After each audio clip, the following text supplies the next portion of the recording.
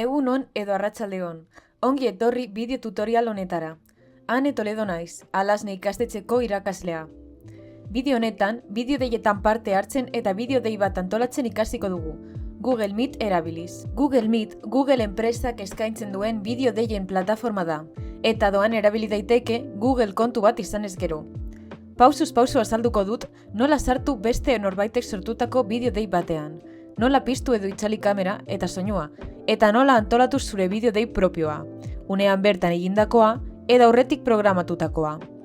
Amaitzeko, bideo deietan kontuan hartu beharrezko ohitura onak ere azalduko ditut. Lehen urratsa, Google Meeten saioa hastea izango da.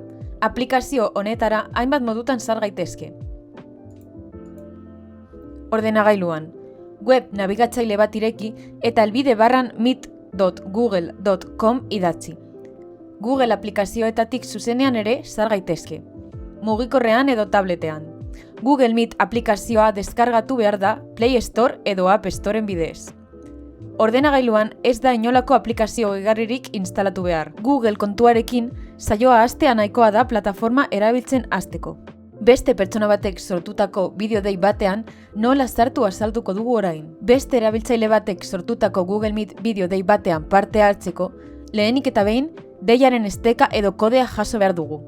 Esteka hori, normalean, posta elektronikoz, mezularitza aplikazio bidez edo egutegiko gonbidapen baten bidez, bidaltzen da. Dena prest dagoenean, eskatu parte hartzea edo sartu orain botoia sakatu behar da.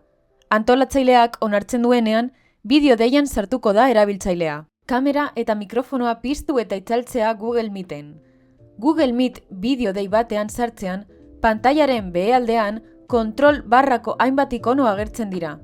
Ikono horien bidez, kameraren eta mikrofonoaren erabilera kudeatu daiteke. Mikrofonoa. Mikrofonoaren ikonoan klik eginez, soinua aktibatu edo desaktibatu daiteke. Ikonoa marra batez zeharkatuta agertzen bada, mikrofonoa itzalita dagoela esan nahi du. Kamera. Kameraren ikonoan klik eginez, bideoa kameran piztu edo itzali daiteke. Ikonoa desaktibatuta agertzen denean, beste parte hartzaileek ez dute irudirik ikusiko. Hurrengoan, bideo deiak nola sortu azalduko dugu. Hauek, momentuan egindakoak edo aurretik kalendar bidez programatutakoak izan daitezke.